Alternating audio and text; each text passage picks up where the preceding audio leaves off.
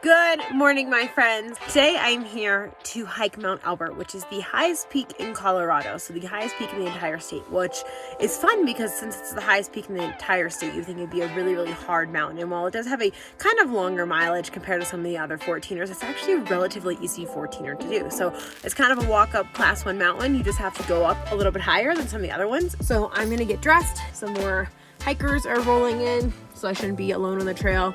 While I'm comfortable being alone on the trail, sometimes it's nice to know like there's other humans around you. If you are interested in learning more about safety and the 10 essentials and some of the trail stuff, we have some posts that I've co-collaborated with Bethany Taylor of Iron Soul Trailblazers that you can find on my website and blog, and Bethany actually uploads my YouTube video. So Bethany, link it in the bottom for these people. Show them the good, and she can link her Trailblazer community too, where she educates you more on this outdoor stuff and all of that good jazz. But I'm gonna get my booty on that trail. All right, I am pretty much ready to rock. Not my truck, I drove that. I need a booster seat. I'm going to put on a nice layer of Frey Protect Me. It's essentially like a sunscreen. It's essentially what it is, but it's a lotion too, and so I use it every day. And since I moved to Colorado, I put it on multiple times a day along with Revive Me because it's drier here than it was in Georgia. But when I'm hiking, I always like to put this on, and I usually bring it with me and layer on maybe one more time depending on how long I'm out on the trail. But for my friends who want an anti-aging skincare routine and protection, hat, SPF, thank me later. So we were parked at the Mount Massive Trailhead. Look how beautiful it is out today. Since Regis is doing Massive and then Elbert, but technically this little gravel road is the Colorado Trail, and it connects to the Mount Elbert Trailhead, and that's a shorter hike, so I'm going to do that one. So I'm going to walk a little way to the Trailhead Junction and get on my way.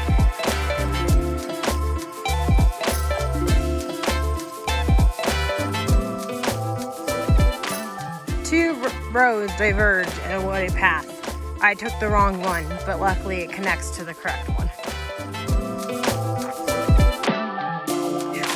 This is a good learning lesson in altitude physiology, is that if you're having these days or you're coming out of Colorado or somewhere out west from sea level and you're feeling kind of gassed or lightheaded, which I don't feel lightheaded, I just feel gassed. Water, hydration helps a lot.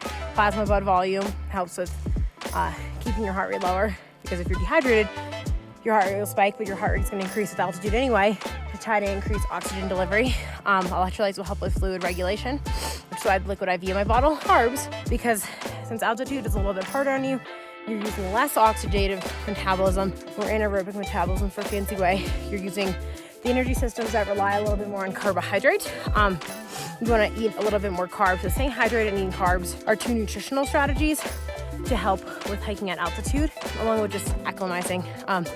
Honestly, I think sleeping at like 10, 11, 12,000 feet the last 2 weeks helped a lot. And then I went back to, a mile, the Front Range. And so I think like being at those places for those entire weeks really helped a lot with some of those other hikes. And then you you're doubling the distance of what you're trying to exercise at from even the Front Range. So it's still pretty significant. So with that being said, there's your altitude physiology tips for the day. There she blows. All right. There, hello. There's Mount Massive, I'm pretty sure. So Regis is doing that. And Elbert today. I'm doing this guy. So since Elbert's a pretty popular 14er, because it is the highest, that's Massive over there. You can see, for those of you scoping out my videos for your own adventures, you kind of hike up to this little ridge here, which will be a nice little break, and then make that last little bit of a climb up to the top there. So I have a big climb up to here, probably gain 1,000 feet, honestly, and then a little bit more. I have about 20 or 2,200 feet to gain still. Look at those views behind me. Oh, baby. A little bit back there, I stopped. I ate a honey stinger waffle. Enjoyed the views. Put my layer back on.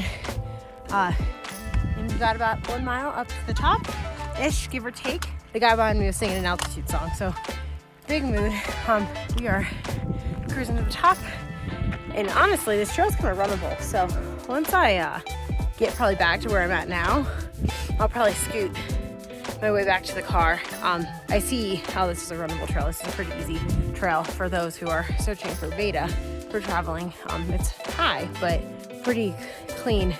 And pretty clean compared to some of the other stuff I've been doing recently too. So I'll probably bomb back down. So just gotta get up.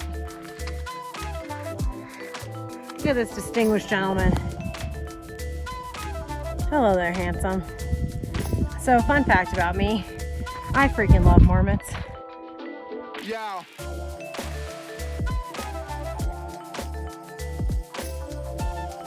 We are top of Mount Elbert, the highest peak in Colorado.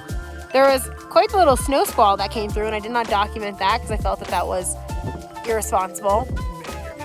And my hands were pretty numb still too. But I stopped like 0.2 miles from the summit, and we just saw some blue, and I was like, I'm just gonna wait this out, and here I am. So glad I didn't turn back and waited that out, and it's actually very beautiful up here today, and well worth it. I actually felt better once I got past tree line. It sounds about on par for me. Well, it looks like that snow squall changed my battery, so I will say hello and goodbye to you on this video from the top of the beautiful Mount Elbert here in Colorado, highest peak in Colorado. If you enjoyed coming on my adventures, like, subscribe, comment, follow along, and let me know if you are aiming to hike this mountain or you have in the past in the comments. I'll catch you in the next one.